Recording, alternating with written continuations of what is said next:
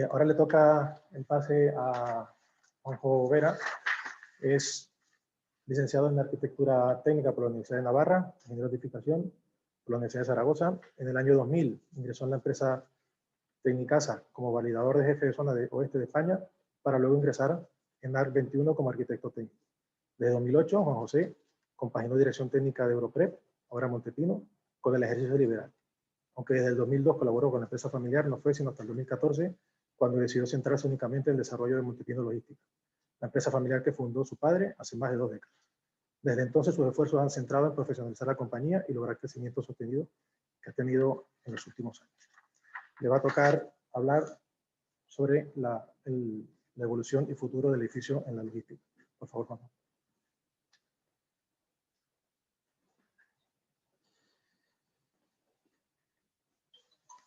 Buenos días, muchas gracias a Metros Cuadrados por invitarnos. Es un placer hablar detrás de Óscar porque, como además coincidimos en muchos puntos de vista, pues siempre es como mucho más agradable, ¿no? Es curioso, ¿no? Esta edición de Inmologística 2020 se tenía que haber celebrado en marzo, lo hubiéramos hecho en otras circunstancias, y no he podido otra cosa que recordar la primera en la que yo participé, que fue la de 2014 en Hogan Lovells. Si mal no recuerdo, Javier seguro, gente de Metros Cuadrados lo recordará, fue en Hogan Lovells. Todo el sector inmunologístico que habíamos en una de las salas de reuniones de Hogan Lovells, ni siquiera llegamos a tener que usar el hall principal ni nada, ¿no? Entonces, pasamos de 2014 a caber todo el sector en una pequeña sala de reuniones a el 2019, donde estábamos 400 personas, ¿no? Y ahora en 2020 estamos haciéndolo online y estamos otra vez en una pequeña sala, pues 15 o 20 personas, ¿no? ¿Por qué quería hacer esta primera reflexión? Para indicar que todo cambia y que todo evoluciona. En 2014 éramos un sector en el que nadie quería invertir. Éramos poquísima gente. En 2019 éramos los que estaban de moda, ¿no? Y en 2020 pues lo estamos haciendo online. Con esto quiero decir que todo cambia y que cambiamos muy rápido y que las cosas que antes valían pues ya no valen y que hay que hacer una reflexión continua de la evolución. Y entonces nuestros amigos de Metros Cuadrados me meten en el embolado de hablar de la evolución y el futuro del edificio logístico. Evolución y futuro. Entonces, lo primero que hice es, bueno, ¿cómo hemos evolucionado? ¿Qué ha cambiado desde el 2014? ¿No? Que fue mi primera presentación. ¿Y qué estamos haciendo en 2020? ¿No? Entonces, desde un punto de perspectiva de Montepino, pues era muy sencillo. Digo, bueno, si entráis en nuestra página web, todo el mundo, los que nos conocéis, sabéis que somos súper exhibicionistas, lo contamos todo en la web, tenemos siempre vídeos de todos nuestros procesos de construcción, fuimos los primeros en publicar abiertamente todos nuestros procesos de construcción, ahora ya lo hacéis casi todos, pero entonces si entráis en nuestro canal de YouTube, pues creo que hay del orden de 600 vídeos de procesos de construcción o de inmuebles acabados, ¿no? Y los que me conocéis también, pues os podéis imaginar que he hecho esta presentación pues esta mañana. Busqué lo que os he ido contando desde 2014 en las ediciones en las que he participado, ¿no? Entonces, en 2014 me ha hecho mucha gracia cuando he encontrado el título que se llamaba Cambio de ciclo, vuelta a las promociones a riesgo. Y claro, busqué qué os había contado en 2014. Entonces, en 2014 veníamos del desierto, la crisis, nadie había construido nada, estaba todo parado. Y en aquel pequeño escenario en Hogan Lovells, pues vine a contaros que íbamos a hacer una promoción en el polígono Casablanca en Torrejón y otra en Cabanillas del Campo. Y lanzábamos 200.000 metros cuadrados de superficie logística en un momento en el que nadie hacía nada. Pero sobre todo, venía a contar también que había unas nuevas necesidades y que la logística moderna necesitaba edificios un poquito distintos a lo que habíamos estado haciendo hasta 2008. Y que estas nuevas necesidades iban a necesitar nuevos requerimientos. Y entonces yo os contaba pues, que empezábamos a hablar de normativas internacionales, de rociadores SFR ya como una obligación o una única opción, empezábamos a hablar pues, de otras cosas, de parkings interiores a las parcelas para vehículos de los trabajadores y los camiones, Y yo recordaba que hacíamos promociones en 2008, todos tenemos parques de 2008 y anteriores, en los que se dibujaban unas plazas de aparcamiento para pasar la inspección municipal, pero que si alguien aparcaba en esas plazas de aparcamiento no se podían usar las naves porque no cabían los camiones. Nadie se planteaba empezar a hacer 200, 300 plazas para que aparcaran tus trabajadores dentro de tu parcela, ¿no? Yo creo que eso es uno de los cambios más importantes que hemos vivido y que se ha ido consolidando en los años, ¿no?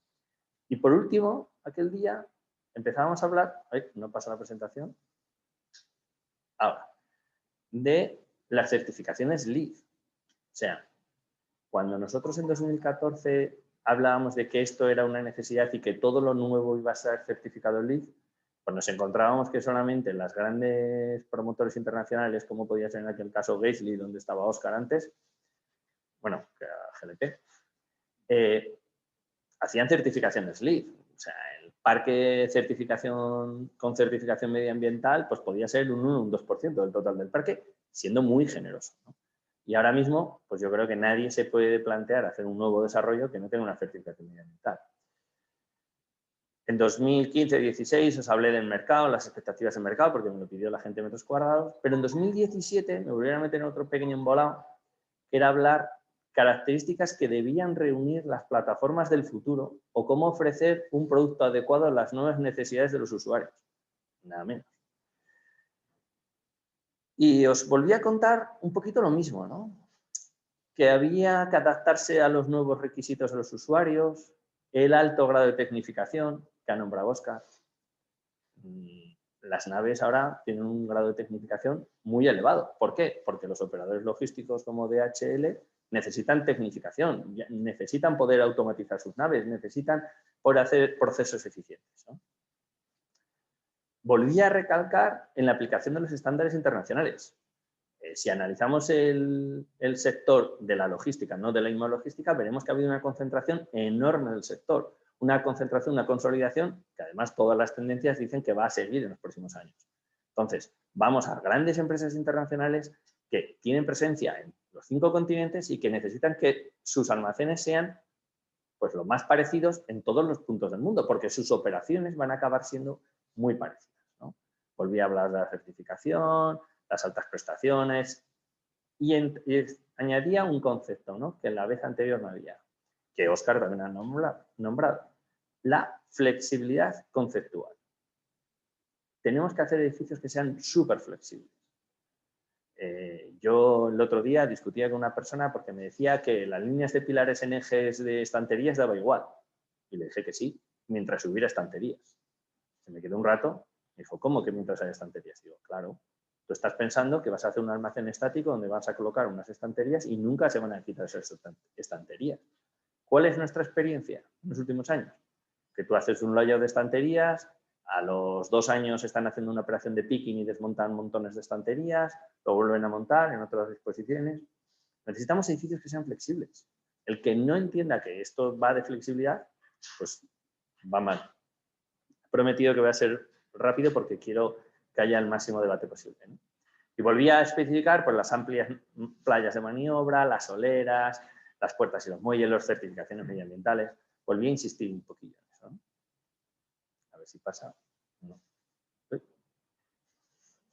No pasa la presentación. ¿Me pasas? Vale. En 2018 volvían a ponernos otra vez lo mismo, ¿no? Nuevos requisitos de los activos logísticos ante el avance del e-commerce. Y pasé esta slide, ¿no? Decía, Amazon, ¿es una nave o una tienda? ¿Qué es un Amazon? ¿Existe un único modelo de e-commerce? ¿Podemos considerar que esto se hace así y que todo el mundo tiene que hacerlo así? Yo creo que no. ¿Me pasas el slide, por favor? No, yo creo que no. No existe un único modelo de e-commerce. No podemos decir, esta es mi nave, esta es mi plataforma logística y tú te vas a adaptar a lo que yo hago. No, no. Tú tendrás que tendremos que adaptar los inmuebles a cada modelo concreto de e-commerce, a cada modelo concreto de operación.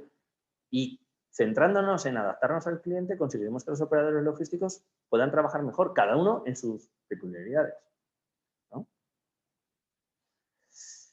Y os empezábamos a hablar de que los edificios vinculados al e-commerce pues necesitan mucha más calidad del inmueble. Hay un número enorme de trabajadores en comparación con las situaciones anteriores. Cuando antes ibas a hablar a un ayuntamiento y decías que querías hacer una gran inversión en logística, pues había alcaldes que es que directamente no les gustaba. Pues decían, no, si es que ocupáis mucho sitio, manchan mucho y trabaja poca gente. No, esto ha cambiado. Esta foto que os pongo, que es de una obra que estábamos haciendo hace ya un tiempo, es la cantina de uno de los edificios que tenemos en Ciudad del Transporte. Esta semana pasada trabajaban 3.500 personas en este edificio. Muchas más oficinas.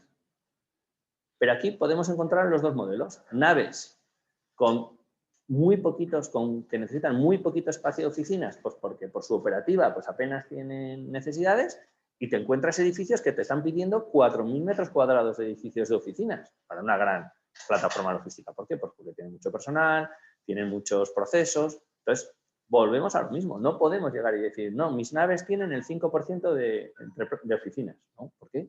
Tendremos que hacer las oficinas en función de lo que necesitan, ¿no? Y os marcaba como estos ítems, más calidad, más trabajadores, más oficinas, más prestaciones, mejores infraestructuras de comunicación, nuevas normativas, el posicionamiento de los muelles. Ya nadie ha vuelto a hacer un muelle en espiga. Lo siento por nuestro amigo Ramón, pero ya nadie quiere un muelle en espiga. Las entreplantas, ¿no? Y aquí es un punto que me encanta.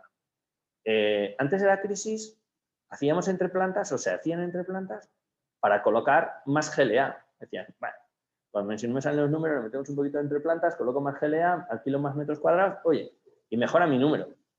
No, no estamos haciendo esas entreplantas. Nos estamos encontrando edificios donde la entreplanta es el core del edificio, es el core de la operativa. ¿Necesitamos unas entreplantas o no?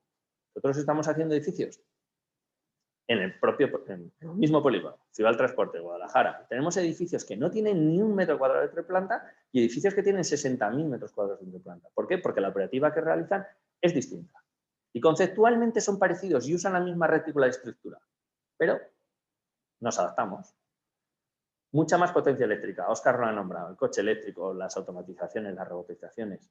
Nos estamos encontrando edificios que tenemos con 500 kilovatios de potencia eléctrica o 4 megas y medio. Nosotros ahora estamos haciendo uno con 8. ¿Por qué? Porque lleva 800 plazas de aparcamiento para coches eléctricos, furgones eléctricos y no sé cuántos camiones eléctricos. Y necesitan 4 megas y medio. Se resume otra vez todo en lo mismo, ¿no? Un concepto flexible. O nos adaptamos, o nos morimos. Y en aquel momento, en 18, estábamos hablando de qué pasaba con las ventas, cómo subían las ventas online, qué porcentaje del crecimiento de las ventas de Inditex, pues que crecía un 6,5, qué porcentaje, y su comercio online subió un 36, ¿no? O H&M, que subía un 3% sus ventas y sus ventas online casi un 30%. Y en estas, pues nos llegó el 2020 con el COVID. Y la pregunta que me comentaban otro día desde metros cuadrados es, ¿qué ha cambiado el COVID? Joder, pues ¿qué ha cambiado el COVID? El otro día entré en una de las naves nuestras y me encontré este cartel. Era el día 22 de noviembre. Querían sacar 3,5 millones de unidades en 3 días. Creo que han sacado 4. No me han dado la cifra y no he querido ponerla, pero creo que están rondando los 4. Esto ha cambiado. ¿Qué hemos cambiado? En el fondo no hemos cambiado nada, solo hemos acelerado procesos. Lo que iba a pasar en 5 años ha pasado en 6 meses. Y no creo que se vaya a parar. Aunque haya una vacuna, aunque consigamos encontrar una cierta normalidad, funcionemos y tal, no volvemos atrás. Esto ha venido para quedarse. Y con este cambio que nos ha supuesto el COVID, hemos llegado a la sostenibilidad. Necesitamos más sostenibilidad. Pero más sostenibilidad no es más ahorro en mi factura. No, que también, que los operadores logísticos necesitan gastar menos en luz porque les imputa en su coste.